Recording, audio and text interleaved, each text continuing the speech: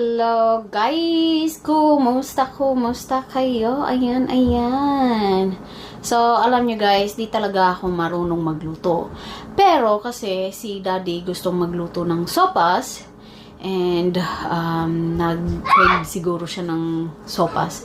So, ayan, kahit di ako marunong magluto and ayaw ko na din siya yung magluto kasi wala na siyang time magluto kasi nga patulog na siya. Ayan. So, ayan, meron naman tayong YouTube, 'di ba? Sa panahon ngayon, pwede naman natin i-search sa YouTube yung mga gusto nating lulutuin. At ayan na nga, nakapag-search ako sa YouTube and ayan na, nakapagluto ako ng aking sopas. Ayan yung sopas natin, oh. Lagyan natin ng quail eggs, chicken, celery, carrots, and